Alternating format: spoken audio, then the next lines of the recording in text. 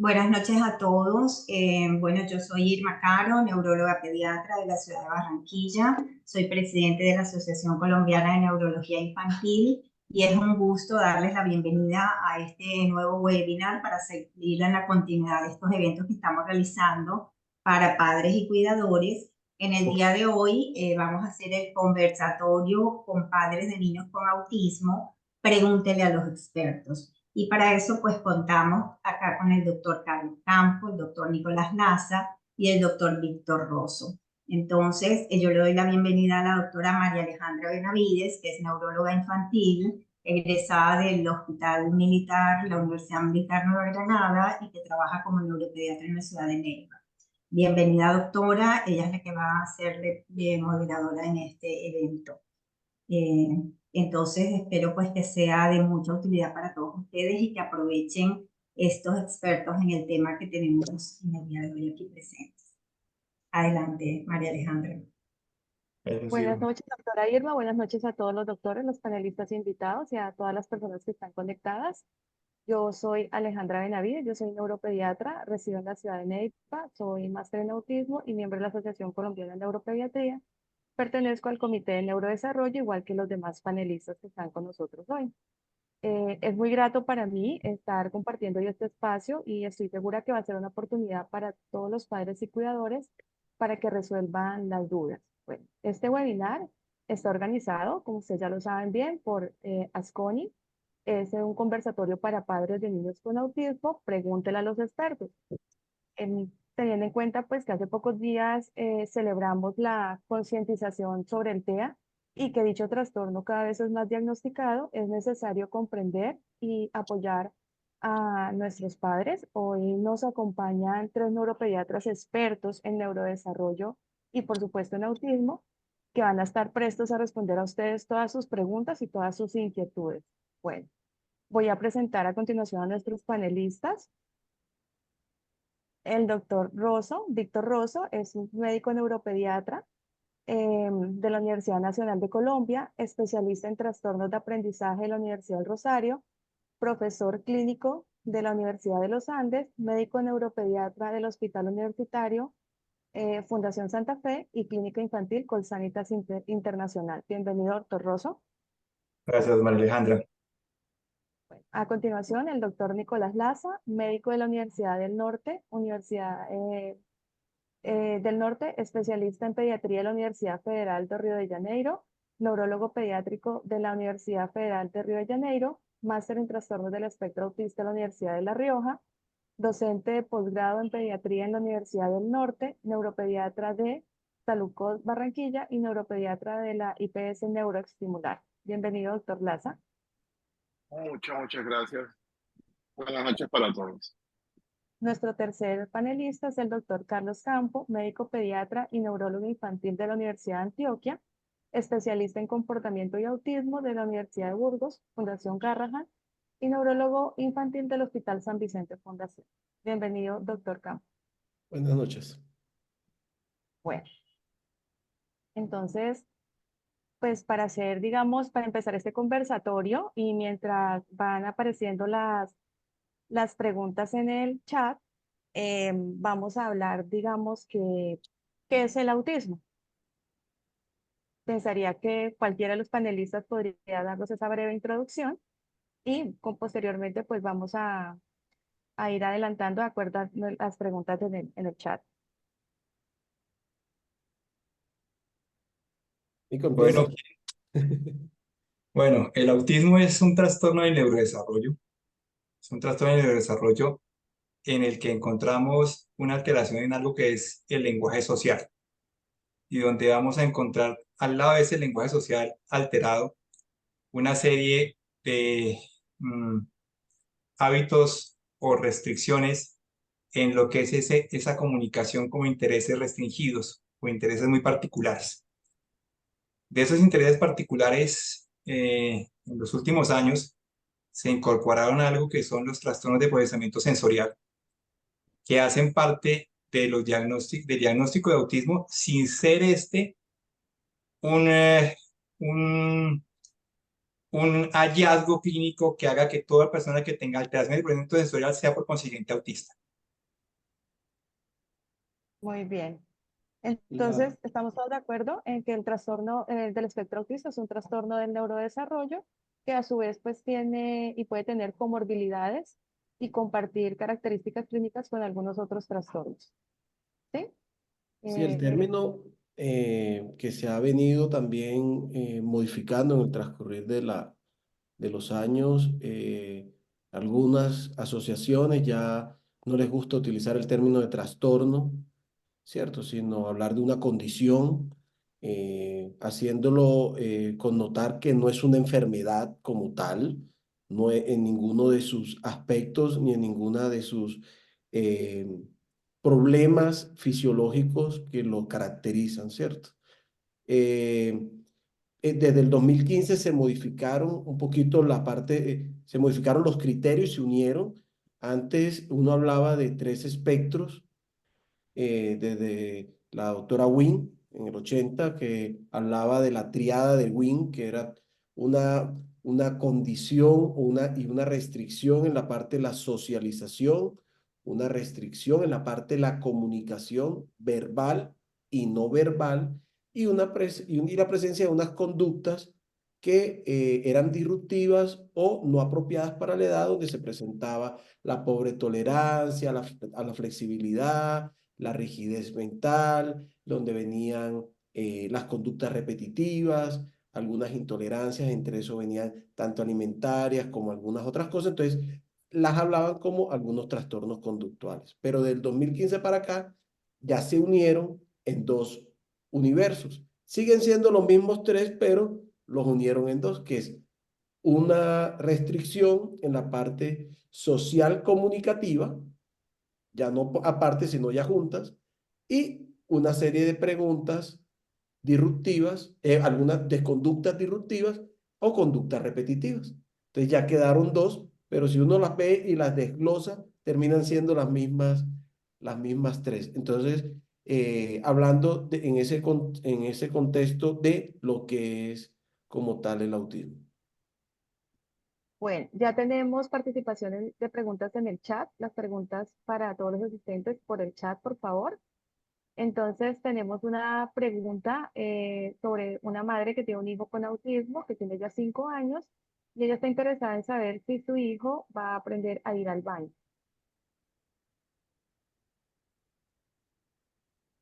Bueno, eh, como mencionaba ahorita, es importante tener claro de que tener autismo no es lo mismo que, o sea, puede ir, vamos a desglosarlo. Tener autismo no es igual a tener un déficit cognitivo, no es lo mismo a tener un retraso global en su neurodesarrollo, o no es lo mismo de tener o no tener algunas habilidades, ¿cierto? O sea, por eso ahorita que definí lo del autismo, me enfoqué en esas tres esferas para tener claro qué es lo que vamos a comprometer. Adicional a esto, puede tener lo mismo que cualquier persona que no tiene autismo, ¿cierto? O sea, puede tener las habilidades para mí de poder ir al baño, de controlar los esfínteres, de poder avisar, igual que un niño sin la condición, sin este tipo de condición, ¿cierto? Que algunos se asocian y en un gran porcentaje se pueden asociar más con algunos retrasos en otras áreas del neurodesarrollo que puedan hacer que cobren estas habilidades un poco más lento de un niño de su edad. No sé si Víctor y Nicolás quieren. Sí, yo tengo algo que agregar. Mira, yo veo el autismo como se ve, como se determina o como se considera cada paciente o cada niño. Lo ideal es que todo niño, desde que nace, tiene que desarrollar mínimo 4 áreas con 4 aspectos. Un aspecto sensorio-motor, un aspecto socioafectivo emocional, un aspecto del lenguaje y comunicación y un aspecto cognitivo. En la mayoría de las personas, en la mayoría de las personas con diagnóstico de autismo, el aspecto cognitivo no se afecta. Solo en un 30% o quizás menos se logra afectar.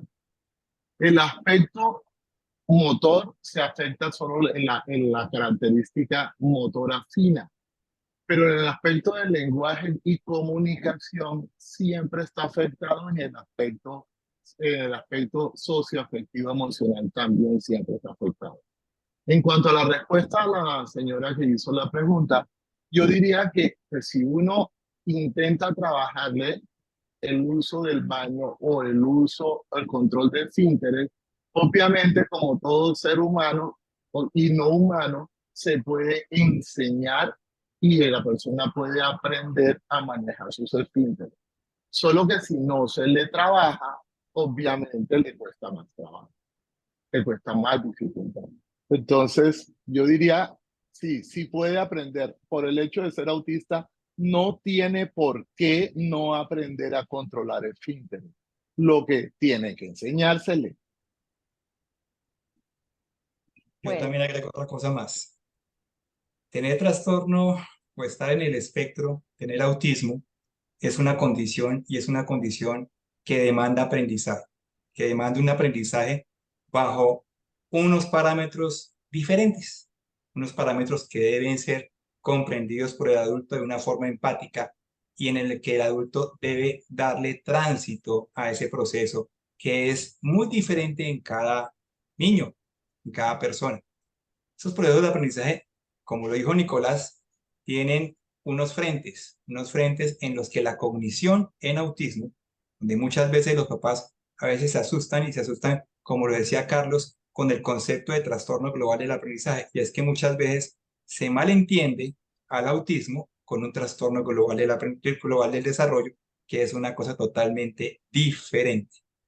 En el autismo es el lenguaje social y son esos intereses restringidos los que hoy en día se consideran los pilares, aunque históricamente, como lo dijo Carlos, ha venido evolucionando de esa tríada y esos criterios que en tiempos de Kant llegaban a ser 16 y que hoy en día se optimizan dentro de la clínica misma para poder dar el diagnóstico. Ese desarrollo, ese aprendizaje es muy autónomo y depende de la integración del lenguaje. Los niños con autismo se comunican. Hay que quitarnos de la cabeza eso de que el niño con autismo no se comunica. El niño con autismo se comunica y desde esa comunicación entendida por la persona que está al lado de él, que muchas veces puede ser el hermano, puede ser la tía, puede ser el cuidador o papá y mamá, se pueden ir manejando los procesos de aprendizaje donde definitivamente el control de esfínteres está ahí y se va a lograr, tarde que temprano, pero se va a lograr.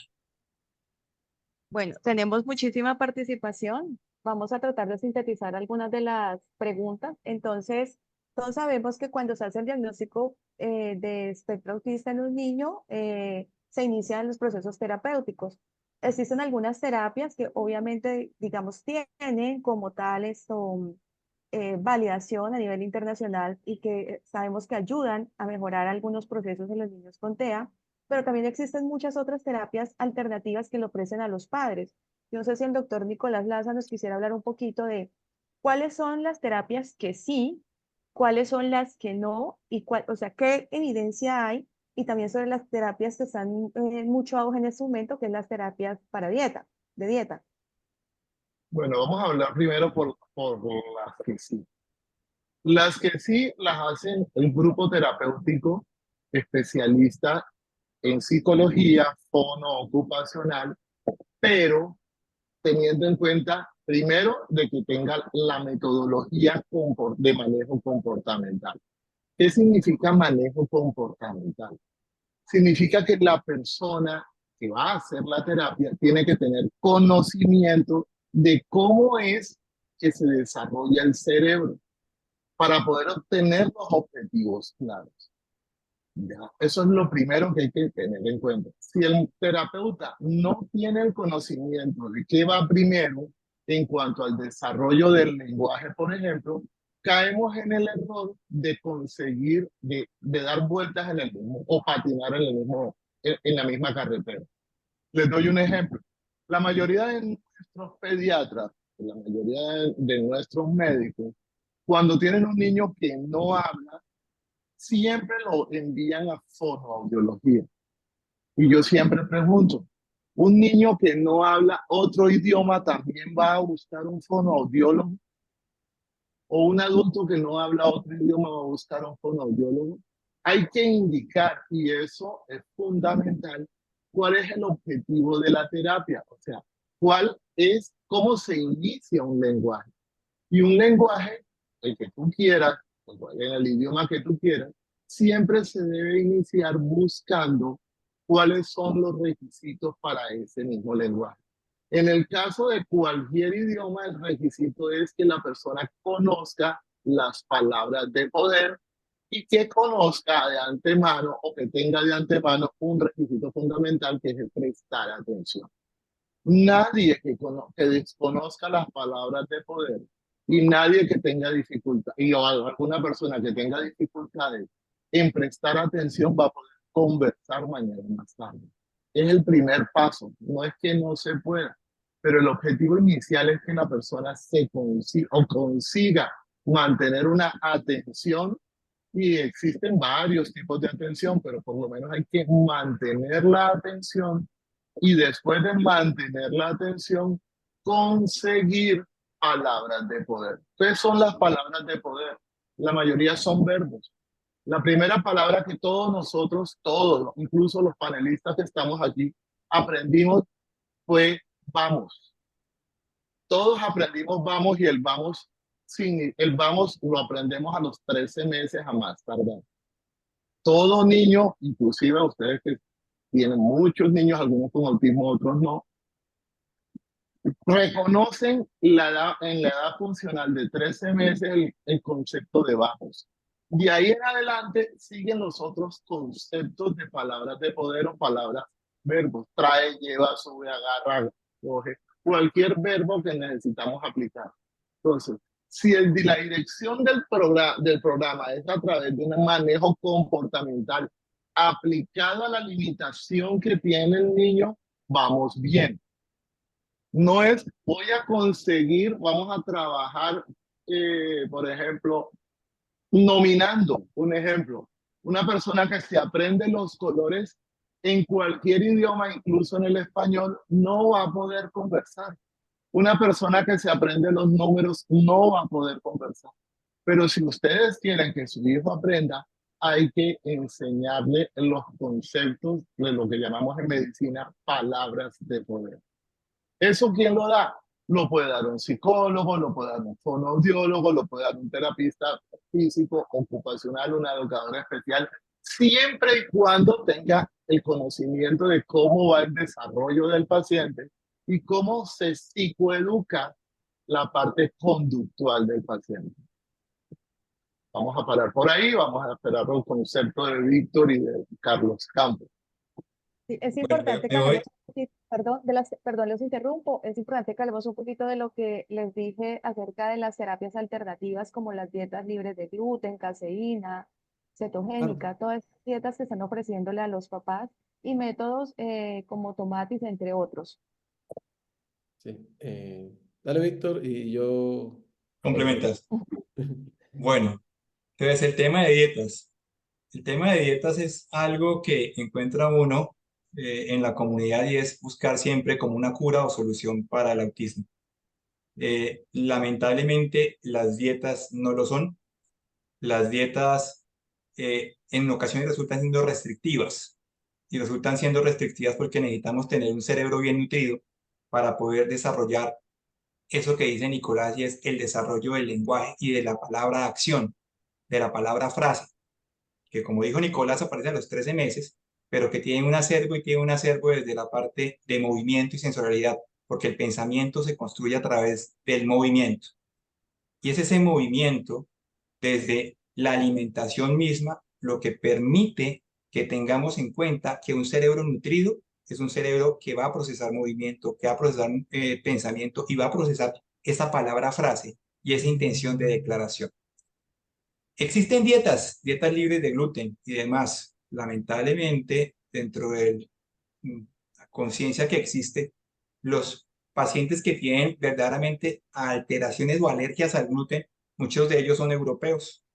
Nosotros no tenemos tanto esos genes, porque nuestros genes vienen de un mestizaje, y como mestizaje es poco o nada probable que tengamos alergias al gluten.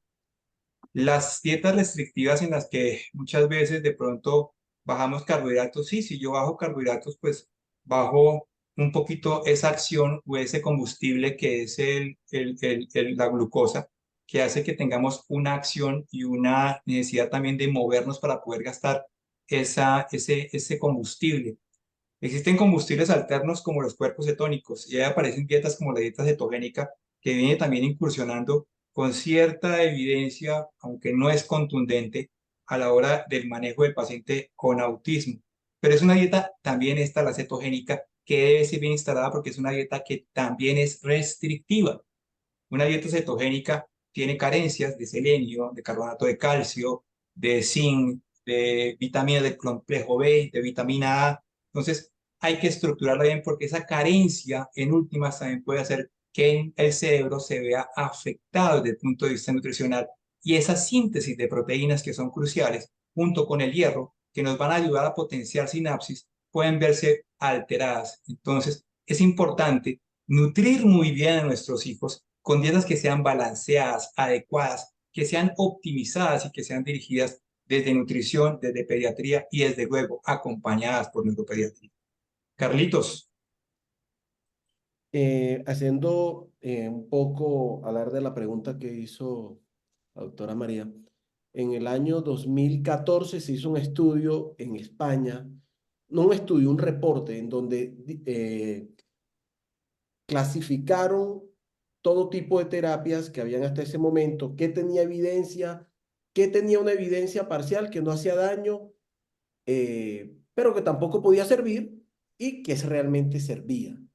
Al clasificar, entonces empezaron a colocar que las gafas para aquellos niños que son sensibles a la luz, que los audífonos para los que son sensibles a los oídos, que el pitico para que, porque son como son muy sensibles, entonces él no entiende el lenguaje, pero si yo le pito como le pito a los perritos, él sí me entiende. Entonces empezaron a inventar muchas terapias. Cada terapia, o cada, no digamos terapia, cada estrategia que ha salido al mercado es porque hay un síntoma previo que que lo quieren intervenir.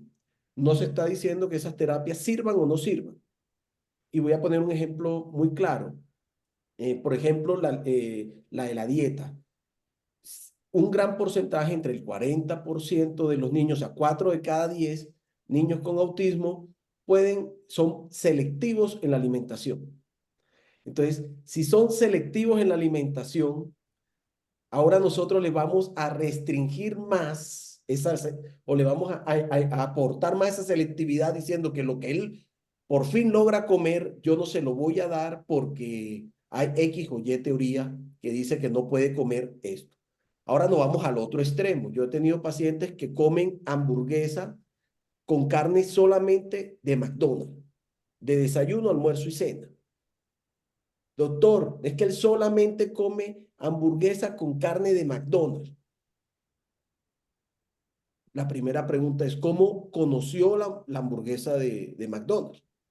¿Y cómo sabe que que la carne de McDonald's se puede comer de desayuno, almuerzo y cena? ¿Cierto? ¿Quién le da esa posibilidad de volver más selectiva la alimentación de lo que ya el niño como tal lo tiene? Entonces, vienen todas estas teorías. La dieta está ya demostrada y puesta por la OMS, la Organización Mundial de la Salud, como rechazo a toda dieta restrictiva para cualquier niño. O sea, restringir una alimentación, como está diciendo el doctor Víctor, con nutrientes, eso está rechazado por todas las sociedades científicas. 2, si el niño es intolerante al gluten, hay que quitarle el gluten, pero para eso hay que ser intolerante. Si el niño es intolerante a la lactosa, hay que quitarle la lactosa, ¿cierto? Si yo le quito la lactosa a un intolerante a la lactosa, el comportamiento va a mejorar. Pero no era porque la dieta sin lactosa sirve, no, era porque el niño es intolerante a la lactosa. Si yo soy intolerante a la lactosa y no tengo autismo y me quitan la lactosa, no voy a tener cólicos, voy a poder estar más tranquilo, mi comportamiento va a mejorar. Entonces, uno también tiene que ser selectivo. Esa cuestión también de los paquetes que a veces uno ve en algunos centros, es cierto, es que el niño no habla bien, entonces listo, 50 terapias a abordar problemas hasta que no tienen, no. Hay que evaluar a cada niño porque aunque existe un diagnóstico en común, vemos que hay una gran funcionabilidad entre el uno y el otro. Y eso está en la clasificación del autismo como severidad, que va desde algo tan leve hasta algo muy grave. Probablemente el más grave requiera más intervención en muchas más áreas que el leve, ¿cierto? Entonces, es importante y esas estrategias que se van a ir aplicando, irlas reevaluando.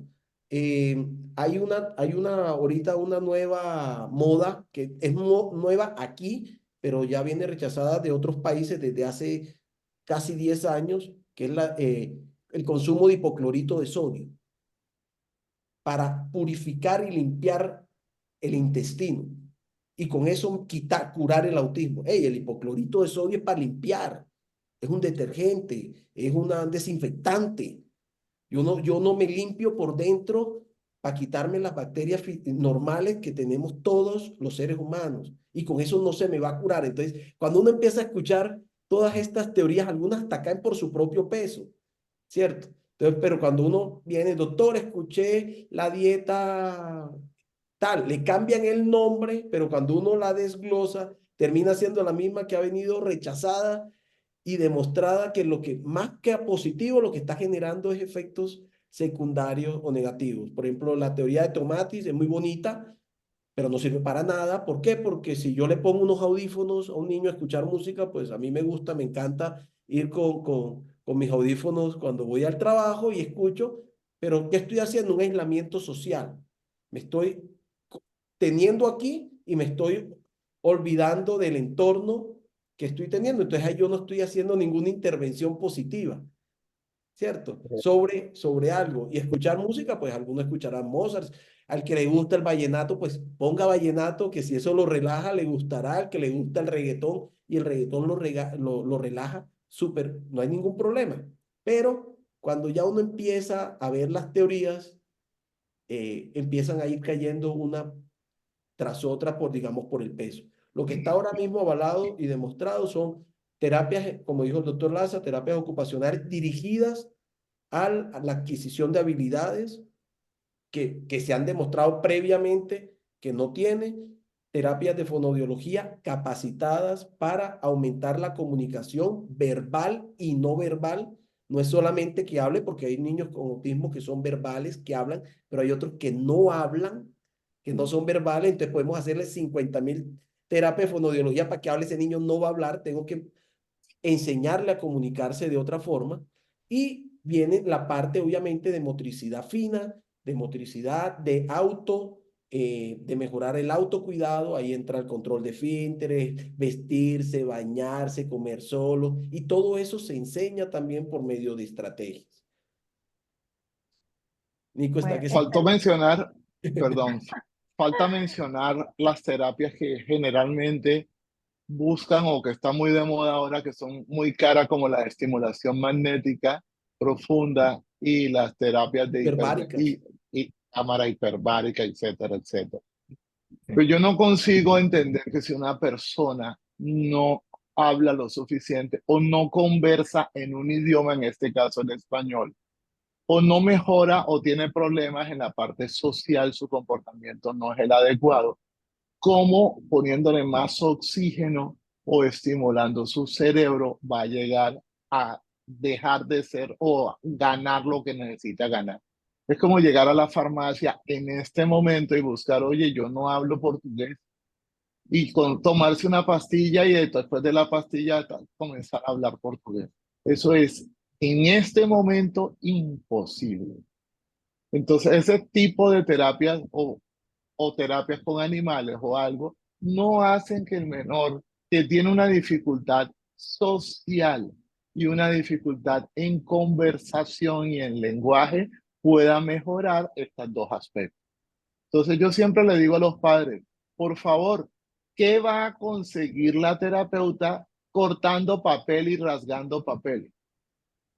Le comento, o sea, si va a hacer que escriba, perfecto, pero es que yo no necesito que escriba, yo necesito que hable.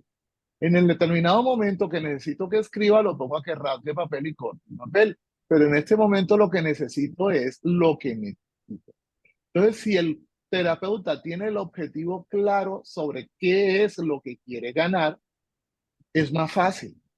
Y de ahí viene una dificultad que veo todos los días, la dificultad de las terapias colectivas. Y eso me preocupa muchísimo porque hacer terapias colectivas hace que los 2 o 3 o 4 pacientes dividan el tiempo de la terapia en el número de pacientes. O sea, son menos tiempo de tratamiento para cada uno de los pacientes. Entonces, lo dejo por ahí, pero en eso podemos ahondar mucho, pero muchísimo más. Sí, es que el tema del autismo realmente es un tema bastante extenso, ¿no? Y pues en estos momentos tenemos un auge y un boom en la parte de su diagnóstico. Y tengo preguntas respecto a eso de parte de los asistentes al webinar. Entonces, para sintetizar, los grados de autismo, los niveles de funcionamiento, de funcionalidad de estos niños, me preguntan que a los 17 años, ¿cómo se pueden diagnosticar el nivel de funcionalidad o el grado de autismo del niño? También, ¿qué hacemos con las comorbilidades comportamentales, con las estereotipias y con las situaciones que incrementan las estereotipias? Que si existe planes o conductas que puedan tomar los padres en casa para controlar la frustración y manejar mejor las emociones de los pacientes. Bueno, María, ya abordaste mucho Es en que una sola pregunta, ¿cierto? Ya aquí, sí, como dice Nicolás, nos podríamos quedar, todo el día nada más hablando de conducta y yo creo comportamiento. que más de una semana podríamos estar hablando de esto, pero tratemos No, de sí, sintetizar un poco, sí, claro. porque pues igual, Es importante un concepto, y es que el autismo no tiene cura. Cuando hablamos de que no es una enfermedad, no tiene cura. Eso va de la mano. Entonces, olvidamos ese concepto y tenemos que, como dice el doctor Laza, doctor Víctor, tenemos que saber qué vamos a abordar y qué vamos a intervenir. ¿Para qué? Para mejorarlo. Entonces, yo no estoy buscando una cura de un problema. Yo estoy buscando mejorar un problema. Que ojalá lo mejore tanto que ya no exista en un futuro. Ese es el objetivo de todos, ¿cierto? No, doctor, es que el niño no comía y ya come de todo. Maravilloso. Maravilloso. Ese es el objetivo final de todas las terapias o todas las intervenciones.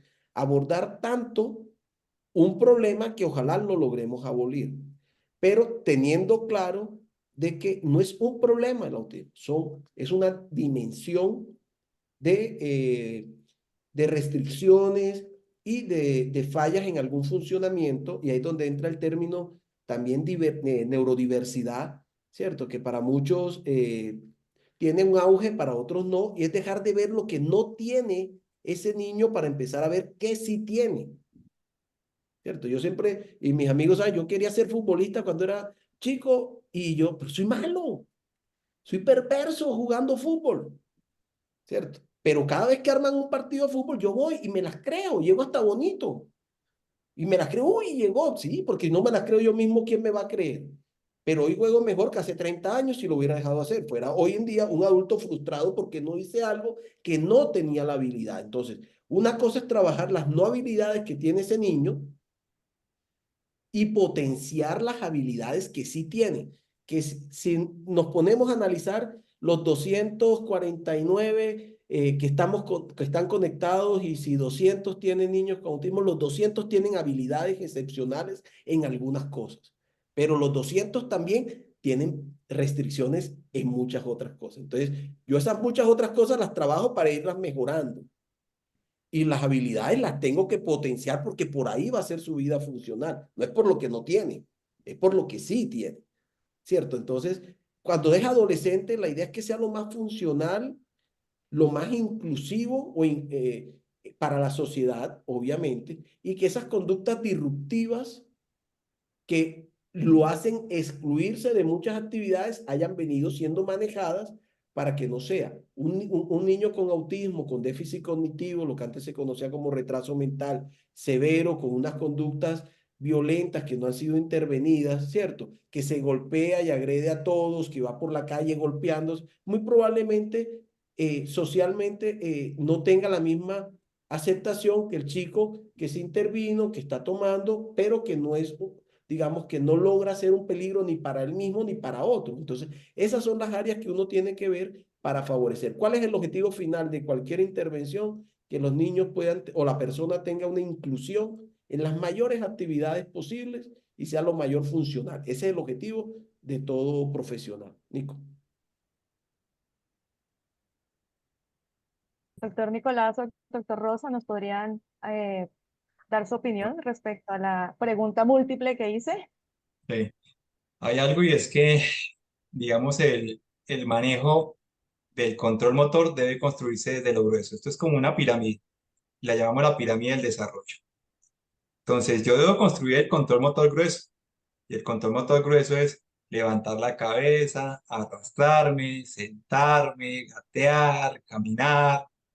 Y al lado de ese control motor grueso, que muchas veces, pues, debe estar al lado de una terapeuta física entrenada en lo que es neurodesarrollo, no necesariamente Boita, porque con el Boita se genera una distorsión de lo que es la integración de estos procesos motores que van a llegar a la coordinación motora fina y que van a llegar a ayudar a formar lo que son las funciones ejecutivas: atender, planear, intuir, resolver.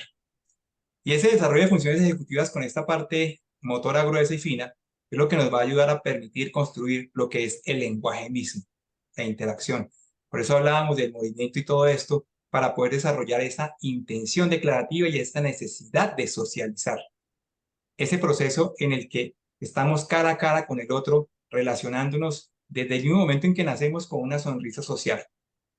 Entonces, siempre debemos estar al lado del neuropediatra que está pendiente de ver cuáles son las debilidades de ese niño en desarrollo, para que de esa forma se pueda dar la intervención adecuada.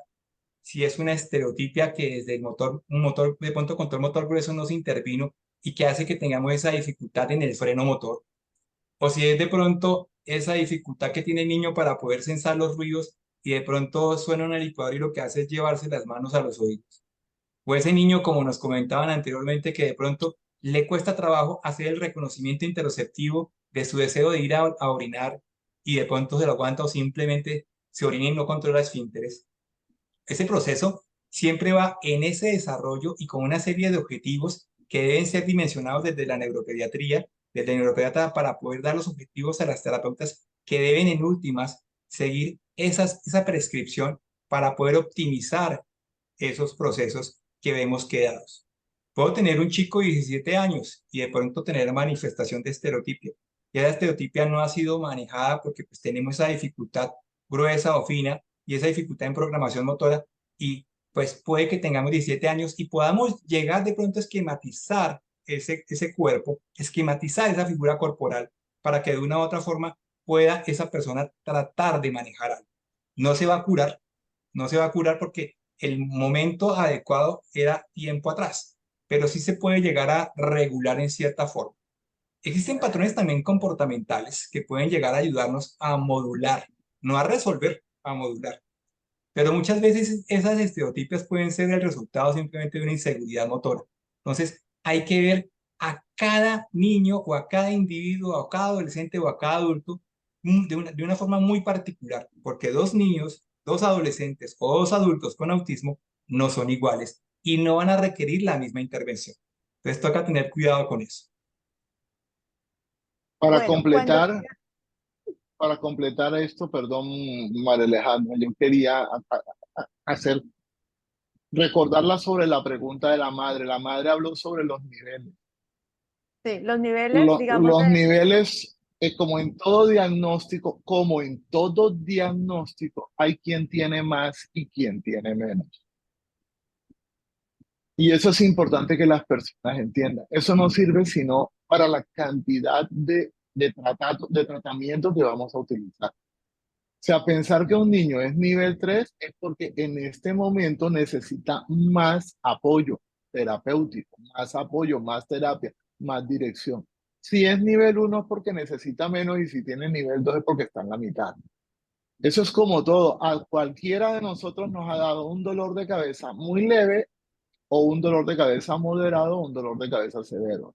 Asimismo pasa con el diagnóstico de trastorno del espectro autista, con cualquier diagnóstico que piense. Eso no es que porque es nivel 3 no puede funcionar o no puede salir adelante, no.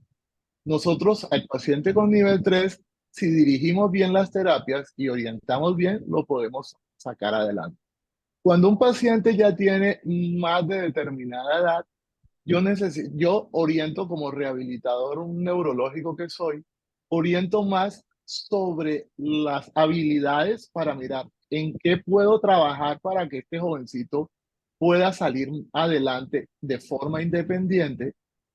Y cuando el paciente está más pequeño, trabajo más sobre las inhabilidades para ver si consigo alcanzar las habilidades correspondientes.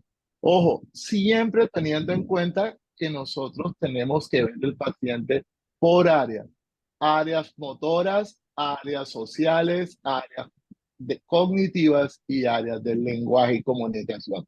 Si vemos el paciente por áreas, nosotros nos vamos a dar cuenta en qué falla más y lo podemos tratar. Y si vemos que el paciente tiene unas habilidades en algo y ya está maduro o grande para su edad, pues prefiero más trabajar la parte que lleva adelante. Es como decir, cuando nosotros que estamos aquí ponentes hoy decidimos ser médicos, la mayoría seguramente no era bueno en matemáticas o no le gustaba la ingeniería. O sea, ya de adulto o ya de 16, 15, 14, ya nosotros sabíamos para dónde íbamos a ir. A ese mismo concepto hay que tenerlo con un paciente por edad, con el diagnóstico que sea. Ya, eso es lo básico. No es pensar, vamos a curar. Recuerde que no vamos a curar nada. Vamos a mejorar o a desarrollar más habilidades para que la persona sea un adulto lo más independiente posible y lo más feliz posible. Bueno, tenemos una serie de preguntas sobre la parte de diagnóstico, edades de diagnóstico y genética. Sabemos que cuando nos llega un paciente con banderas rojas en el neurodesarrollo, como nuestro deber como neuropediatras es, digamos, direccionar el apoyo terapéutico y también los paraclínicos. Cuando ya tenemos un diagnóstico de autismo, ¿qué posibilidad existe de que esta mamá vuelva a tener un hijo con TEA? Segundo, ¿existe una edad de diagnóstico o edades a las que definitivamente no se puedan diagnosticar el autismo? ¿Y existen alteraciones genéticas asociadas y metabólicas asociadas y comprobadas al TEA? Doctor Campos, creo que quiere responder. Bueno, la edad ha ido disminuyendo en el transcurrir del tiempo. Antes, y todavía vemos profesionales que esperan hasta los 7 años para hacer una sospecha o un diagnóstico de autismo. Hoy en día los que nos dedicamos a autismo, tratarnos de bajar hasta los 12, 18 meses para empezar a hacer sospecha de que hay un problema. No vamos a ponerle apellido ni nombre a ese problema que tenemos en ese momento. Podemos decir que tiene un retraso del neurodesarrollo, con énfasis en el lenguaje o en la parte social. Y se empiezan o se deberían empezar intervención en esos problemas en el momento en el que se sospecha o en el momento en el que se detecta que hay una problemática en algún área del neurodesarrollo. Dos, pero ya el diagnóstico como tal, si uno debe ser prudente, porque ahí es cuando uno le dice, doctor, mire, mi hijo se curó del autismo, ¿cierto? Se lo diagnosticaron a los 12 meses y mire, ya tiene 5 años y se curó. No, nunca tuvo autismo. Tenía un problema en la socialización o un problema en el lenguaje que se intervino de forma significativa y bien, que mejoró, ¿cierto? Pero no tenía un diagnóstico como tal de autismo. Entonces uno, si empieza a detectar que el niño tiene un retraso del lenguaje no es igual a autismo. No todos los niños que no hablan tienen autismo.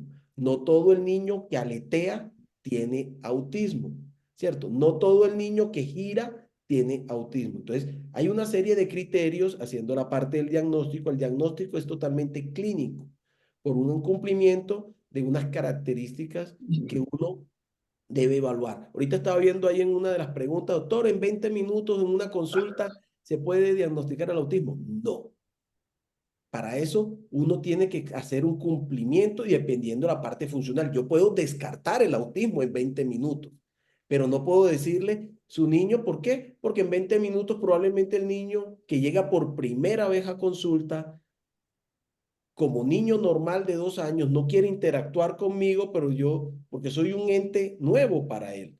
Si tengo la bata blanca, probablemente haga algún rechazo. Probablemente ese niño está en un espacio nuevo y no se queda quieto. Probablemente ese niño, el papá lo regañó afuera porque sí tenía que entrar, entró llorando en una pataleta viento. Yo no puedo decir que el niño es disruptivo. O sea, el niño hay que evaluarlo en un escenario, ojalá natural, en un escenario donde el niño sea él como tal. Y a veces se dificultan 20 minutos para poder hacerlo, pero a veces uno cumple y uno lo ve del libro y uno dice, no, es que uno saca la lista y lo chulea y dice, mamá, tiene todo en 10 minutos, mamá, tiene autismo. O sea, no necesito 20, necesito 10 para decir, lo tiene porque está del libro, está, mejor dicho, como lo describieron, lo han descrito toda la vida, pero a veces ese niño que lo que está más es irritable o que no quiere hablar por algo, pues tampoco. Entonces, eso ha aumentado el número. En la primera publicación en los 80 en Inglaterra, hablaban de un niño de autismo por 10.000 habitantes. Hoy en día hablamos de uno por El 32. 54, según, ¿cierto? Y va bajando, pero también hay muchos que son sobrediagnosticados por lo mismo, porque no habla autismo, es que tiene movimientos repetitivos manuales, autismo, no, no. Entonces, también tenemos que clasificar y seleccionar bien. Y haciendo la otra pregunta que mencionaste, hemos ido, bueno, tratando de bajar ese diagnóstico lo más temprano posible para empezar a hacer intervenciones tempranas. El objetivo principal de un diagnóstico temprano es hacer intervención temprana. De nada sirve yo decir, sospecha autismo ahora, pero le mando las terapias cuando tenga 6, 7 años. Vamos a dejar a ver si habla solo o vamos a dejar a ver si no. O sea, si yo sospecho o veo algo, hago. Las comorbilidades pueden tener comorbilidades o no. Para los padres que no saben el término de comorbilidad, es otro problema adicional al autismo. El niño con autismo puede ser hiperactivo, es una comorbilidad, puede ser opositor, puede tener un déficit intelectual, lo que antes se conocía como retraso mental, o no lo puede tener una me pueden ir ayudando, puede tener un problema de alimentación adicional, o sea, y estas son Epilepsia. epilepsia, un trastorno de sueño, y no lo tienen todos, son problemas adicionales al autismo. Un problema adicional que hay que manejarlo de una forma adicional, pero de la mano al mismo tiempo con su condición de base, ¿cierto? Y de los estudios, ya para cerrar todo, las preguntas, trato de abordar las 20 preguntas que ya resumen una. La parte de los estudios genéticos sí se ha demostrado que hasta un 70% de los niños con autismo puede tener algo en un estudio genético. No significa que esa sea la causa del autismo. O sea, hasta el día de hoy no hay un estudio genético que uno diga, le voy a hacer esto para ver si tiene o no tiene autismo. O sea, 7 de cada 10 niños con autismo que uno le hace un exoma, un estudio global, lo más amplio, un genoma, para ver que lo más amplio de los genes del organismo va a salir con algo. Una mutación pequeña, una elección pequeña, una variante que la puede tener una persona con autismo o sin autismo. Entonces no es la causa como tal del autismo. Pero sí es bueno para la asesoría genética para los padres. Si van a tener más niños o si ya han tenido 2 o 3 en la familia que pueda tener. Para eso sirven más los estudios genéticos. Nico y Víctor, por favor. Bueno, hay una situación y es Perdón, yo que los interrumpo un momentico. Digamos que tenemos muchísimas preguntas en estos momentos y pues me gustaría escuchar del doctor Rosso más bien un concepto acerca de cuándo medicamos, qué medicamos y por qué medicamos a niños con TEA. la medicación va más de la mano, digamos, de la comorbilidad y la complicación. No existen medicamentos para autismo. Existe más la situación misma del niño con autismo que puede tener síntomas que van hacia la ansiedad, síntomas que pueden estar más incluso hacia alteraciones comportamentales. Y es ahí donde podemos encontrar medicamentos que son específicos para tratar el síntoma.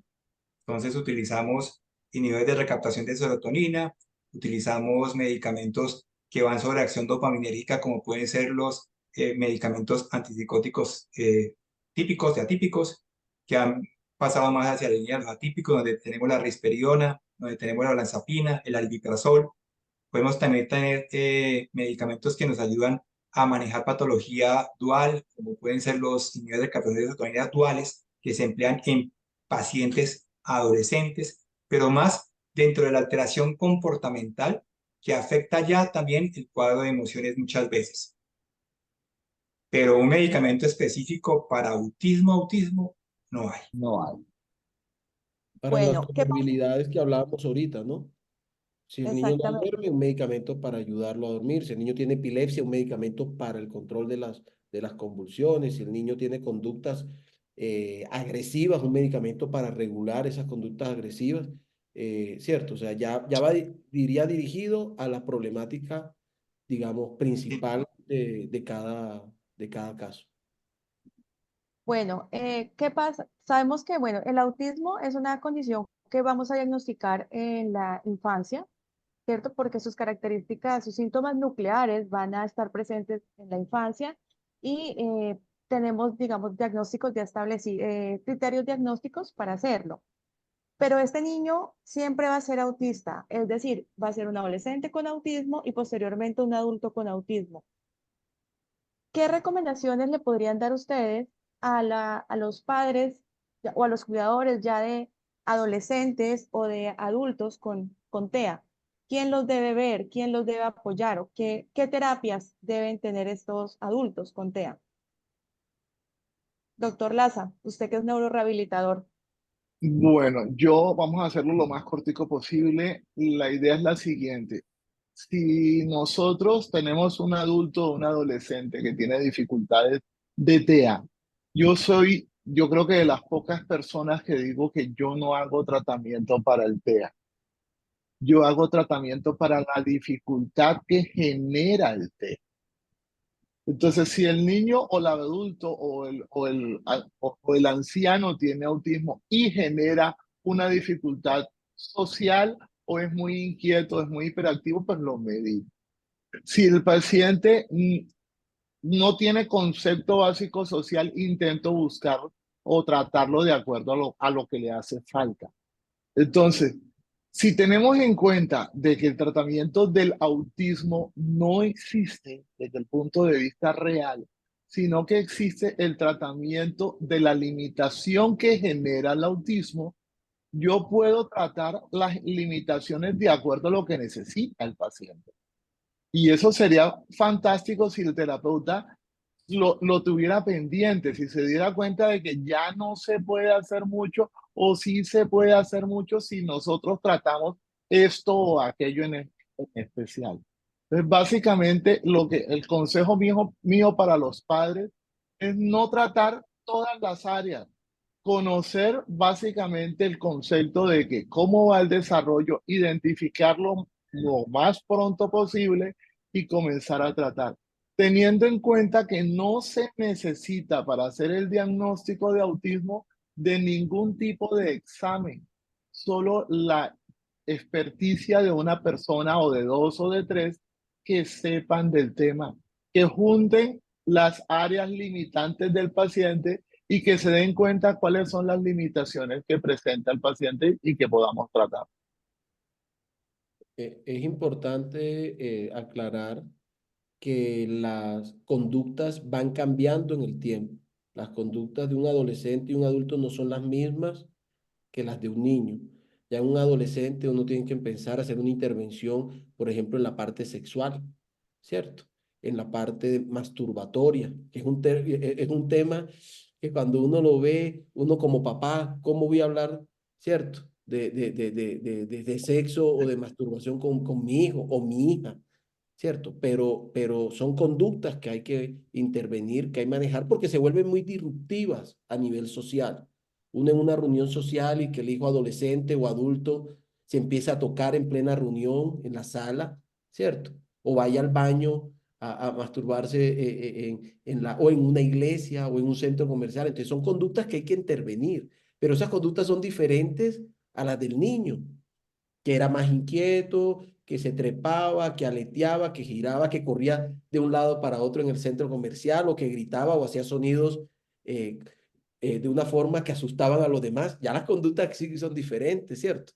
Entonces, es importante, inclusive hay conductas que le sirven a la persona para su futuro. Y voy a poner un ejemplo cortico de un caso que escuché en una charla en el Mundial de Autismo, en donde una persona hablaba uno de los expositores hablaba de un paciente que tuvo y su obsesión era coleccionar cajas de todos los tamaños. Era una conducta disruptiva porque pasaba por la calle y veía una caja de cigarrillo y metía la mano a coger la caja y las cajas que ponen en las entradas de la casa, vaciaba la leche para llevarse la caja y entraba a los almacenes y botaba la ropa para llevarse la caja. Eso era una conducta disruptiva de alto impacto que lo hacía chocar con todo el mundo, obviamente.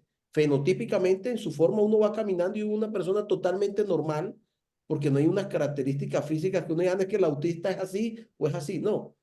Y esa persona se intervino y esa persona terminó trabajando, en Colombia es un poco paradigmático este ejemplo, pero uno dice, terminó trabajando en una empresa de reciclaje, de clasificación de cajas, funcional, donde gana un sueldo para él con una obsesión que terminó volviendo un favor a él y con eso él logra apoyar a la familia donde vive. Entonces, miren cómo una conducta disruptiva se interviene, se maneja y se termina o pues se puede terminar volviendo hasta funcional, ¿cierto? Bueno, Los chicos, o sea, si uno ve el oído de un niño con autismo, es un oído fino, musical, y tienen unas características. Yo en uno de los mejores conciertos que he estado en mi vida son de niños con autismo y tocan el instrumento como si uno, o sea, como si uno estuviera viendo a la persona original tocando y creo que hasta mejor. Eso sí, lo imita y te hace el símbolo y te celebra como lo hace el original. Y eso no es una habilidad, ¿cierto? Eso es una habilidad que tiene, que probablemente muchos no tengamos esa habilidad musical y auditiva y de memoria y visual. Hay empresas como Microsoft en Europa que contratan a un chico o una persona, un adulto, un joven con Asperger y lo prefieren y se ha demostrado en estudios que puede hacer el trabajo de 5 personas neurotípicas, hablando de neurotípicas sin autismo. Y ahí voy a resumir algo que estuve leyendo ahorita en poco de preguntas, que es el término normal. Nico sé que cuando yo utilizo esa palabra ya se empezó a reír, porque yo siempre lo he dicho, que es normal. Yo no quiero ser normal. Yo no soy normal. Dilo, Nicolás, yo no soy normal. ¿Cierto? Yo soy un costeño, hincha de Millonario, un equipo rolo viviendo en Medellín. Eso no es normal, pero soy feliz. ¿Cierto? Entonces, ¿por qué? ¿Qué es normal? Normal es ser uno más del montón, uno más del común y corriente. Una persona es normal. Yo soy normal porque me visto como se viste la mayoría de la población, porque hablo como la mayoría de la población, porque me comporto como la mayoría de la población. Entonces, si mañana llega una persona, un sueco, con falda o alguna cuestión aquí, ¿esa persona no es normal? No, esa persona sigue siendo normal. Para él es normal. Entonces, yo no puedo comparar a un chico con autismo con los que no tienen autismo. Es que, doctor, yo quiero que mi niño sea normal, normal dentro del espectro. Trabajémoslo para que sea lo más normal dentro de su espectro. Pero yo no puedo compararlo con una persona que no tiene autismo. Como una persona sin autismo, es que yo quiero que él tenga la memoria de un niño con autismo. No, porque compáralo con los que no tienen autismo. Entonces, eso siempre es importante porque es la principal pregunta que le hacen uno de los papás. Doctor, mi niño, en la primera consulta, ¿mi niño va a ser normal? Yo le digo, no es que su hijo es normal. Ya lo es, sí, ya lo es. Y es ya que, lo es. Ya lo repito, es. hay que perderle miedo al diagnóstico. Tener autismo es eso, ser diversos, ser neurodiversos. Las intervenciones se crean cuando existe verdaderamente una interferencia para el sujeto, para la persona, no una interferencia para el público. El público tienes que dejarse entretener, seducir, gozar, disfrutar de la persona con autismo. Un autista que sepa de pronto de libros puede llegar a resultar el excelente bibliotecario que le falta a Luis Ángel Arango y lo hace tremendamente bien. Y es eso lo que tenemos que apuntarle, a que seamos una sociedad incluyente, una sociedad que entienda que existe una serie de personas y que hay una neurodiversidad. Yo pienso que el término neurotípico va a terminar acabándose, porque como lo dice Carlos, es cierto, todos somos neurodiversos y todos tenemos un poquito de aquello y de lo otro que nos hace interesante para el otro y que finalmente hace que una persona con otra se complemente. Entonces, qué bonito cuando podamos llegar a ese mundo donde el niño con autismo pueda ser el complemento de una sociedad a cualquier nivel y que pueda destacarse. Bueno, tengo varias preguntas y dudas sobre, primero, cuáles son las características y las banderas rojas por las que los padres deben consultar. Y segundo, la claridad que existe entre y la diferencia que existe entre el espectro autista y el síndrome de Asperger, teniendo en cuenta que pues a muchos padres cuando tienen niños con autismo y que tienen preservado el lenguaje y las habilidades cognitivas, les dicen, no, tienes un Asperger, no es un autismo. Entonces, doctor Nicolás, ¿qué opina? Bueno, vamos a intentar ser lo más corto posible. También vamos a intentar para contestar todo lo que podamos. El Asperger, o se habla de Asperger, se habló de Asperger hasta el 2013. En el 2013 cambió la clasificación y se incluyó en lo que hoy llamamos trastorno del espectro autista. El trastorno del espectro autista es hacer creer o hacer entender a las personas que existe la variación o la diversidad, quien tiene más y menos sintomatología. La persona autista que tiene menos sintomatología antiguamente se le llamaba Asperger. Actualmente se le llama trastorno del espectro autista. Eso es básicamente la diferencia. Y aparte de eso, existe un concepto que se trató hasta 2013, que era el trastorno generalizado del desarrollo. Muchas personas dicen, el niño no es autista, médicos, pero tiene trastorno generalizado del desarrollo. Es la misma cosa, con otro nombre. No hay que complicarse la vida. La persona tiene limitación social en algún aspecto, limitación conversacional en algún aspecto, porque pueden que hablen, pero de los temas que colocan, y tuvo alguna tendencia o manía. Y yo le recuerdo a las personas que tener tendencias no es solo aletear, caminar en punta de pie, deambular, etcétera, etcétera, sino también, por ejemplo, tener conocimientos por encima de la edad. Un niño de 2 años o de 3 años no puede contar hasta el 50. Ya eso es un conocimiento por encima de su edad, que si se le suma el problema del lenguaje y se le suma el problema de social, ya yo digo, este paciente puede tener el diagnóstico de autismo. Entonces, ojo que hay muchas cosas que nosotros consideramos que no es autista porque no aletea. No, no es tan así. No es tan fácil así. Por eso el diagnóstico se debe dejar para las personas que se dedican a trabajar o estudiar el diagnóstico y cómo llegar a él. Porque para muchas personas, para muchos médicos, inclusive un paciente no es autista porque este no aletea, este no camina en punta de pie. Y ojo que yo veo pacientes que aletean y caminan en punta de pie y no son autistas. Autismo, de acuerdo. Ya.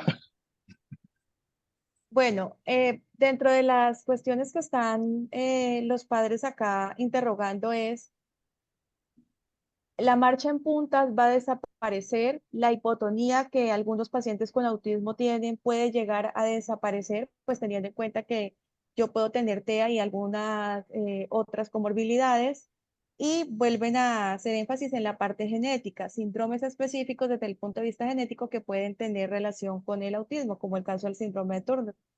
Doctor Campo. Hay síndromes como el síndrome de Angelman, como el síndrome de Down, como el síndrome de Rett, que ya se parte por fuera, que pueden tener conductas Estoy. similares al autismo, ¿cierto? Que te pueden terminar con un diagnóstico de autismo porque cumple todos los criterios de autismo. Como tal, en diagnóstico tendría un autismo porque cumple todos los criterios, pero hablaríamos de un autismo, en este caso secundario, a una causa genética, a un problema genético, ¿cierto? No sería el problema genético, el autismo que generó el problema genético, sino que los dos van de la mano. ¿Vamos bien? Entonces, adicional, la parte, lo que mencioné ahorita, hay estudios y pueden haber problemas hasta un 70%, o sea, 7 de cada 10 puede tener algo genético que puede ser significativo, como un síndrome, como puede ser, ¿cierto? Que uno tenga un color de un ojo, un ojo de un color, el otro color de otro, la orejita más pequeña, la otra orejita más grande, el color de piel, ¿cierto? Puede, y eso no ser directo a que vaya o no vaya a tener autismo, o que tenga autismo y sea por ese gen.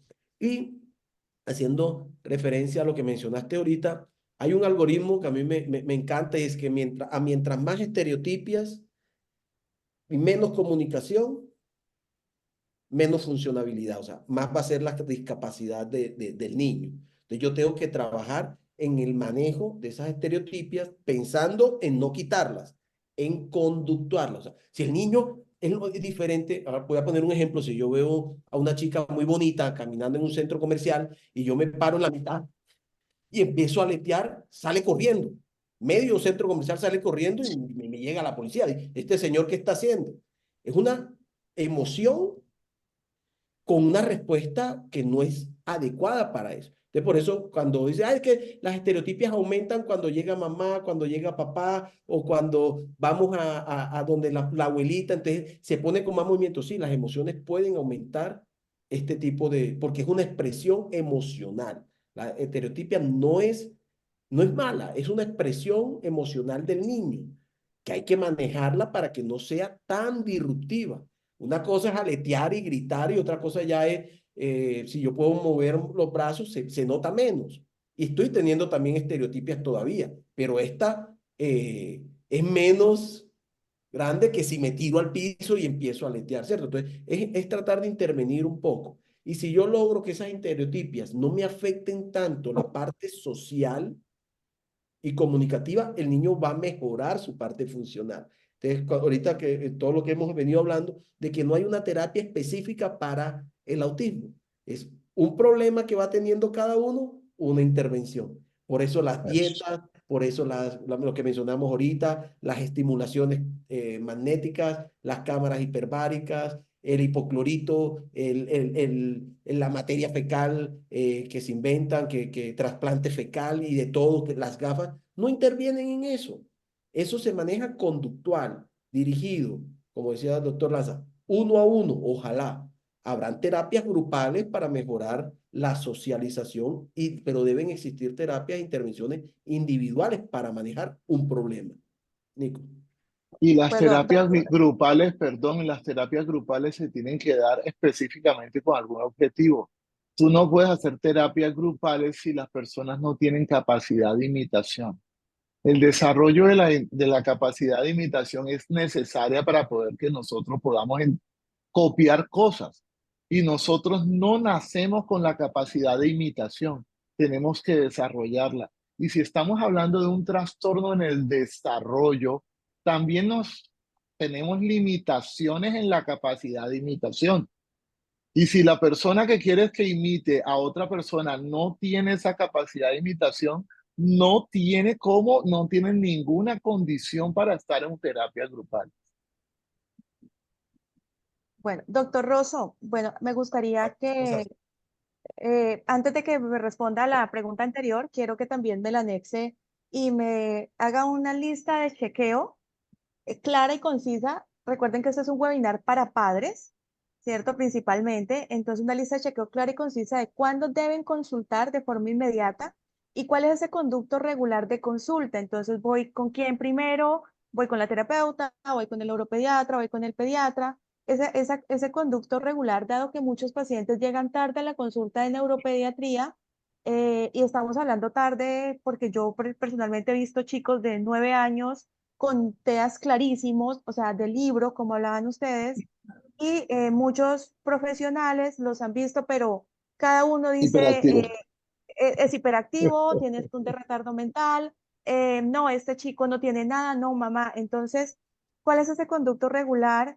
¿Qué exámenes de base, o sea, inicialmente debemos tomar? ¿Cuáles, digamos, siempre? ¿Cuáles? Sí, danos estas indicaciones, por favor. Bueno, hay una cosa y es que hablábamos de banderas rojas o signos blancos. Entonces, si yo tengo un niño de 1 mes, 2 meses que no hace sonrisas, o sea, y no hace contacto visual, ahí aparece una primera bandera. El niño que de pronto dentro de ese contacto sensorial con su mamá en el proceso de succión resulta siendo irritable o siendo o mostrando alteraciones en sueño, puede estar en un signo blanco para autismo. El niño que de pronto teniendo 6 meses, 7 meses, no da las manos, solamente tenemos un niño que puede tener una susceptibilidad para autismo. El niño que a los 6 meses lo llaman por su nombre y ya hemos descartado que no tiene sordera, puede tener autismo. El niño que de pronto tiene 9 meses y no se despide, no dice adiós, ¿sí? Y no juega con el espejo, interactúa con el espejo y no hace el juego de la risa porque me escondo, puede tener autismo. El niño que después de los 12 meses puede tener la dificultad para poder manejar unas palabras que decía y que llega a los 18 meses y dejó de hacerlo, puede tener autismo. Entonces, esos van a ser los signos blandos inicialmente y hay que tenerlos claros, como decía Carlos, porque la edad de diagnóstico de autismo la podemos hacer incluso desde que están chiquititos. Y hay que seguir ese grupo de pacientes porque puedo yo hacia los 18 y 20 meses con toda certeza decir estoy ante un niño que tiene autismo. Esa ruta va a ir desde el pediatra y el pediatra con estos signos blandos tendrá que referenciarlo con el neuropediatra. Había algo que decíamos y es que existen una serie de exámenes y hay una serie de exámenes que deben ser obviamente utilizados de forma racional. Entonces, si yo tengo un chico que tiene un retraso global del desarrollo, no puedo encasillarlo en autismo y tendré que descartar un grupo de enfermedades donde pueden haber enfermedades metabólicas o desde esa hipotonía puedo llegar a tener unas enfermedades que pueden ser neuromusculares y además de eso encuentro hipotonía y que pueden estar dentro de lo que antes llamábamos entidades sindrómicas en autismo, que del 2014 para acá cambiaron y se empezaban a entender más que eran enfermedades que podían tener rasgos de autismo y que sacaron en su momento al red, como lo decía Carlos, del grupo. Entonces, va a ser importante y trascendental definir desde pediatría, referenciarlo a neuropediatría, hacer este estudio y definir qué pacientes van a necesitar, si tengo una macrocefalia y tengo una hipotonía, una resonancia cerebral, qué pacientes van a necesitar si tiene hipotonía y movimientos anormales, un estudio para enfermedades metabólicas o alteraciones que pueden estar genéticamente determinadas para alteración de ganglios basales. Es decir, van a hacer una serie de estudios que vamos a poder direccionar desde neuropediatría para poder definir una entidad que puede nosológicamente comportarse como autismo, pero ser otra cosa. A los 20 meses puedo encontrar, como decía Carlos y Nicolás, pues ya el paciente con autismo, que muy seguramente tienen causas genéticas y muy seguramente la pregunta va a esto. Los países donde más se encuentran un autismo son Inglaterra y Suecia. Y allí han estudiado bastante la parte neurogenética y llegan hasta el punto de decir 70% tienen alguna entidad genética. Y ahí salen una serie de publicaciones donde dicen el cromosoma 1 se asocia con epilepsia, el cromosoma 16 en su delección. Hay un grupo de pacientes que si tienen esa delección van a terminar en esquizofrenia. Es decir, existen una serie de condiciones que pueden estar genéticamente determinadas y que nos pueden dar algo de pronóstico a futuro. Entonces, hay que tener eso claro desde el punto de vista genético y debe ser entendido y direccionado en el momento que el pediatra lo pasa al neuropediatra. Y van a ser estudiados muy seguramente también en la edad en la que lleguen, lactante, escolar, adolescente o adulto. Bueno, muy bien. Doctores, respecto a la comorbilidad autismo y TDAH, ¿consideran ustedes que esta comorbilidad existe? ¿Se puede tener los dos diagnósticos? Sí, Doctor, al Sí. unísono todos, sí. Se pueden tener Todos los dos diagnósticos. totalmente sí, sí. Eso ya totalmente. Se está. puede tener cualquier combinación de diagnósticos. Yo quería Sí. comentar o aumentar un poquito la pregunta anterior. Hay muchas personas que dicen o hablan de hipotonía. La hipotonía es un signo, no es una enfermedad. Es un signo que se acompaña o que nos manifiesta de que algo está mal desde el punto de vista motor, pero no necesariamente es una enfermedad. Es importante porque si tú evalúas 100 pacientes con trastorno del espectro autista, probablemente 99.9 tienen hipotonía de alguna parte, ya sea generalizada, focalizada o de alguna característica. Eso no se trata la que genera esa dificultad, si es que la genera o esa característica. Eso es como tener unos ojos claros o una piel clara. Eso no significa que porque tengas los ojos color azules estás enfermo. El ser hipotónico no es estar enfermo. El ser hipotónico te está indicando de que probablemente la persona en las habilidades motoras finas vaya a tener dificultades y hay que tratar las habilidades motoras. Pero el tono muscular, ojalá, no sé si me corrige alguna terapista ocupacional, no sé si hay por acá, o alguna terapista física, pero el tono muscular no es modificable. El tono muscular solo se modifica después de hacer ciertos ejercicios y mientras el tiempo que estés practicando dichos ejercicios, los dejas de hacer y vuelves a volverte hipotónico. O sea, nacer hipotónico es morir hipotónico a menos de que te pases toda la vida haciendo ejercicio. Hay otra cosa Bueno, importante y es diferenciar la hipotonía de los trastornos o la modulación del tono. Algo que pueden encontrar en el paciente con autismo, el paciente que se mueve de un lado para otro, el paciente que tiene dificultad para regular tono y postura, no equivale a hablar de hipotonía. Son dos conceptos totalmente ajenos y la hipotonía como tal obedece muchas veces a una alteración genética o a una lesión a nivel central. La hipotonía que yo pueda encontrar de pronto con hiperreflexia va a estar más relacionada con lo central. Lo que tenga que ver con hipotonía y que tenga que encontrarse con arreflexia, es decir, los reflejos no lo encuentro, muy seguramente está relacionado con una alteración de nervio periférico.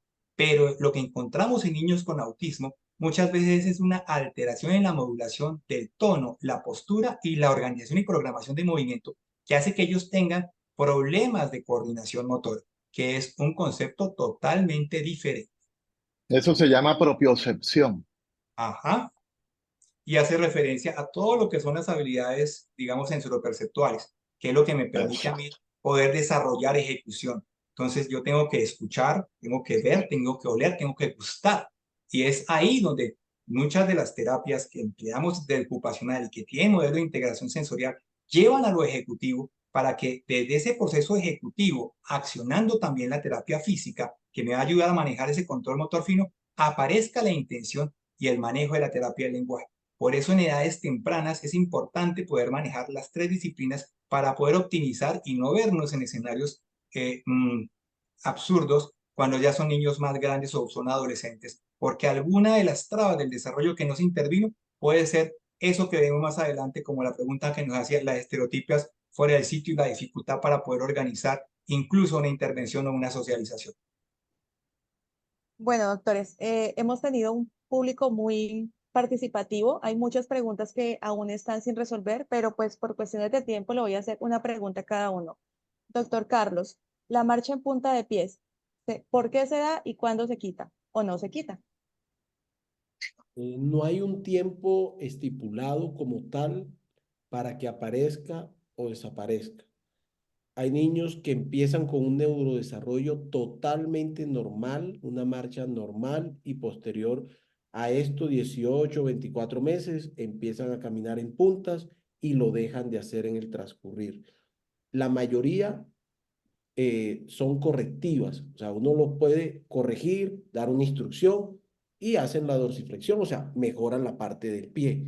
Otros simplemente por la parte perceptual, lo que hablaban ahorita de la propiocepción, de sentir el piso, prefieren ir en puntas, pero volvemos al mismo término. Aunque es un signo o un síntoma que uno puede ver, no es igual caminar en puntas a tener autismo. Y puede desaparecer con intervención o sin intervención en cualquier momento de su neurodesarrollo. Muy bien. Doctor Laza, escolarización para niños con TEA. ¿A quiénes escolarizamos? ¿A quiénes no? ¿Y dónde escolarizamos? Interesante. Me gustaría, porque todo aquí en Colombia, la mayoría de nuestros Perdón, pediatras y la perdón, mayoría... disculpe, debo de hacer algo.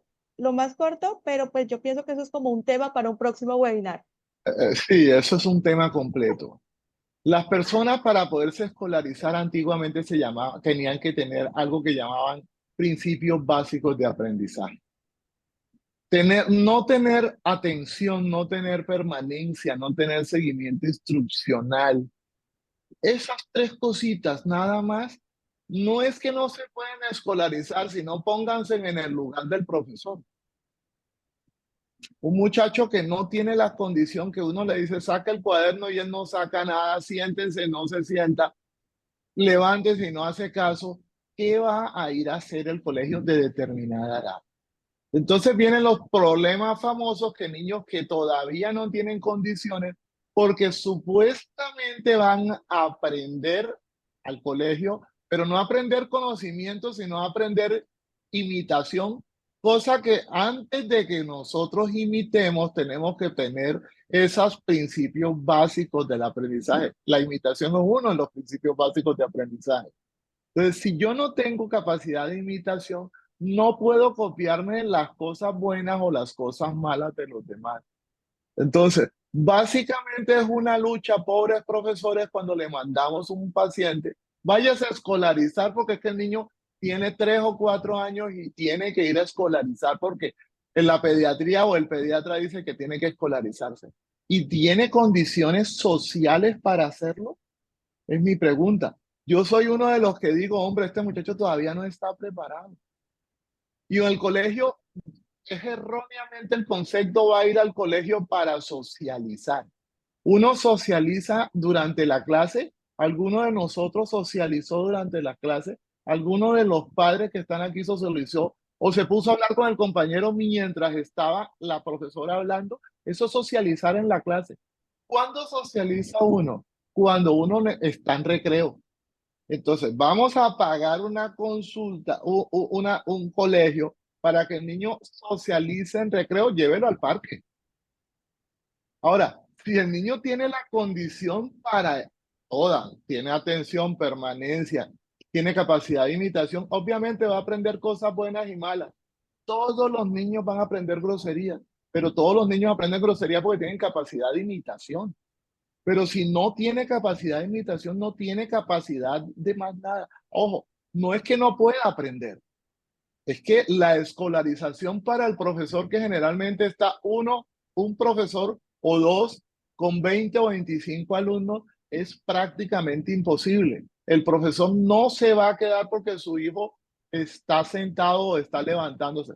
Terminan poniéndole orejas a un muchacho que tiene toda la habilidad de hacer las cosas. Doctor Laza, perdón, la sombra. Muchos colegios piden sombra. Personalmente considero que si el niño no tiene la condición de permanecer en el colegio, debería hacer las terapias. El hecho de que yo necesito de sombra significa que yo no tengo la condición para estar escolarizado. De otra parte, la sombra es un apoyo escolar que debería ser formulado por el colegio para que el colegio se lo dé, no para que el médico se lo dé. En eso estoy, pues muchas personas dicen, no, voy a donde el médico para que el médico me formule una sombra de un niño que va a ir al colegio y se la pasa todo el tiempo el policía, entre comillas, intentando que el niño no se levante del puesto. Ni aprendió él ni aprendieron los demás. Hay que tener en cuenta eso. Ojo, si su hijo tiene las condiciones o los famosos principios de aprendizaje, vaya al colegio. Si no los tiene, hágale terapia a los que no lo tienen. tenga el diagnóstico de autismo o tenga el diagnóstico de hiperactividad o tenga el diagnóstico de lo que tú quieras, tienes que tener condiciones para estar en el centro. Si no los tienes, devuelve a la terapia. Bueno, doctor Rosso, oligoelementos, metales pesados, pacientes que me imagino que como todos nos han llegado ya con niveles de estas sustancias, ¿qué hacer, qué no hacer? Y cuando le iniciamos risperidona a un niño, por acá hay muchos padres preocupados, ¿se la podemos suspender en algún momento? Bueno, oligoelementos, metales pesados. Bueno, ese es el tema de dieta. O sea, es lo mismo, no existe una evidencia como tal para poder decir que sea la carencia la explicación de autismo, ¿sí? Hubo algo por allá y fue intoxicación por plomo en algún momento y de ahí salieron un montón de artículos y también se globalizó el tema de autismo, luego aparece la vacuna, el tiomerosal y también se altera un poquito el tema de que el tiomerosal también tenía muy seguramente oligoelementos y se empezó a especular. No existe nada que nos muestre que los oligoelementos sean la causa de autismo, pero vamos a encontrar también una cultura, como lo decía Carlos, de personas que ofrecen los oligoelementos. No hay para esto tal acervo científico como para poder proponer, a no ser que tengamos verdaderamente una carencia y que tengamos que verdaderamente tratarla. Los metales pesados producen intoxicación y producen intoxicación del nervio periférico. Entonces vamos a encontrar dolor abdominal y vamos a encontrar neuropatía, es decir, vamos a encontrar con dificultades para moverse, no dificultades sociales. Entonces hay que tener cuidado y diferenciar eso. Y la otra pregunta que me hacías era la de risperidona. ¿Cuándo se Risperidona. suspende la risperidona? La quitamos, la podemos quitar una vez que sea un medicamento para alguna alteración comportamental, lo podemos quitar posteriormente, metilfenidato, risperidona. Todo. Todo, es una neuromodulación igual que las terapias, tiene un objetivo. Exactamente. Tengo que saber exactamente yo para qué quiero poner determinado medicamento o para qué pongo terapia. Tengo yo que tener claridad precisamente de cuál es mi objetivo terapéutico, ¿sí? La risperidona la estoy utilizando para modular las respuestas sensoriales que de pronto a veces no se logran modular de forma asertiva con las terapias. Desde luego me pueden ayudar. Me pueden ayudar a manejar un poco movimientos estereotipados, desde luego me pueden ayudar a manejar un poco de movimientos estereotipados siempre y cuando generen interferencia, ¿sí? Pero hay que tener claro que también la risperidona en dosis altas puede provocar extrapiramidalismo, traduzco, movimientos anormales.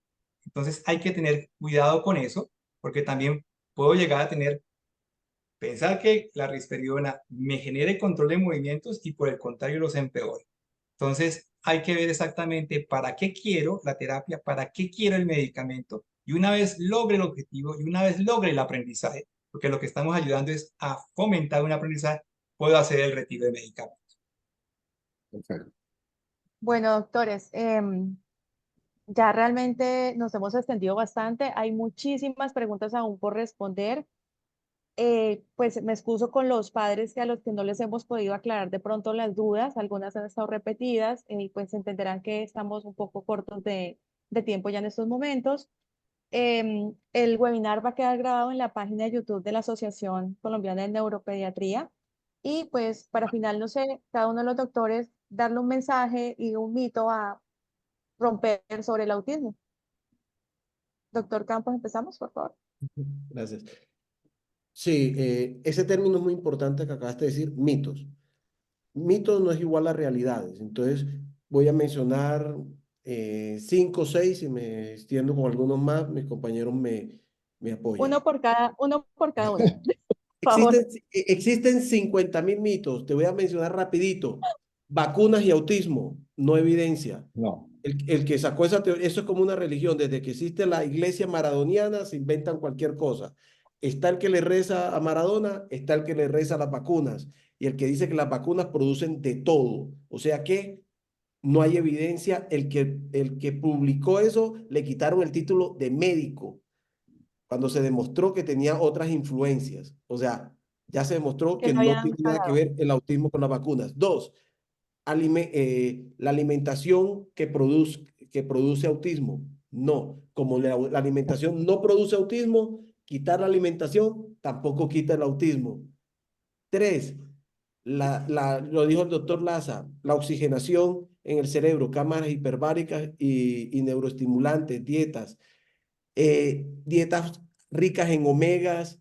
Desde que salió el ginkgo biloba curando y purificando la sangre, ya dicen que el omega 6, el 12, el 24, el 36 y todos los que nutricionalmente existen quitan el autismo, sin evidencia. Tomatis para la parte hipersensibilidad no tiene evidencia. Tiene una teoría en la parte auditiva, pero no hay respuesta, ningún estudio científico avalado que diga que lo hay, ¿cierto? Y para terminar, ya la parte de los mitos, autismo no es igual a medicamentos. Autismo es igual a una intervención que mejore una manifestación o un problema que no todos tienen lo mismo, ¿cierto? Entonces hay que saber dirigir y hay que saber influenciar. La inclusión, ya para cerrar, es el objetivo final, creo que de todos los que estamos aquí, que nuestros niños con autismo, que toda la población pueda tener una vida incluyente, social, escolar, laboral en un futuro, y eso va de la mano de profesores, padres, médicos, profesionales y obviamente también de una serie de directrices a nivel de gobierno que gracias a Dios hemos ido tratando de ir direccionando para que cada día estos niños, adultos, adolescentes, tengan los mismos derechos que tenemos todos los seres humanos. Gracias. Doctor Lazo. Yo creo que ya el doctor habló todo lo de los mitos, pero yo sí quiero recordar y hacer énfasis. Ojo, vamos, padres, vamos a aprender el desarrollo de los niños. Todos los padres de niños autistas tienen que saber, y de los no autistas también. Deben saber el desarrollo, identificarlos, cómo es o cuál es la bandera roja o el señal que su hijo no está haciendo. Y como decimos en la costa, no comer de cuento de que el médico nos diga, es que yo también hablé tarde, no hay ningún problema con el niño. Si el niño tiene alguna dificultad, no ha ganado un hito de desarrollo, por favor, consultar y consultar hasta encontrarle el diagnóstico de la causa de ese hito que no ha ganado. Ese es el consejo que le doy a los. Muchas gracias, doctor Laza. Doctor Víctor Rosso. Bueno, hay que desmontar el mito definitivamente de que los niños con autismo no se comunican. El niño con autismo se comunica, ya sea de forma gestáltica, ya sea de forma analítica, pero se comunica. El niño con autismo debe ser entendido y se puede escolarizar en la medida en que la persona que lo comprenda desde lo analítico o desde lo gestáltico pueda interpretarlo y pueda darle las bases para que pueda desarrollarse dentro de lo que son sus habilidades. ¿Para qué? Para que lo podamos incluir. Entonces, necesariamente aprendizaje escolar no necesariamente es ir a al colegio y aprender matemáticas, álgebra y demás. Algunos niños lo hacen y lo hacen de forma gestáltica. Otros niños, desde su abordaje gestáltico, puede que no logren eso y puedan lograr otro tipo de habilidades. Entonces, el aprendizaje está ahí, se puede optimizar, pero como hemos dicho, siempre debemos analizar quién es el niño y qué le podemos ofrecer. Bueno, doctores, muchas gracias por la excelente participación. A la Asociación Colombiana de Neuropediatría, pues también muchas gracias por permitirnos al Comité de Neurodesarrollo hacer este webinar para aclarar algunas de las dudas de los padres. Sabemos que son muchas y pues yo los invito a que entren al canal de YouTube de la asociación, se llama ASCONI, es la sigla, y ahí pueden encontrar todo lo que hablamos hoy y por supuesto nos pueden dejar los comentarios respecto a qué temas les gustaría que el Comité de Neurodesarrollo de la Asociación Colombiana de Neurología Infantil tratara. Muchas gracias a todos y buenas noches. Buenas noches. Buenas noches. Buenas noches. Chao. Buenas noches. Chao, chao. Chao.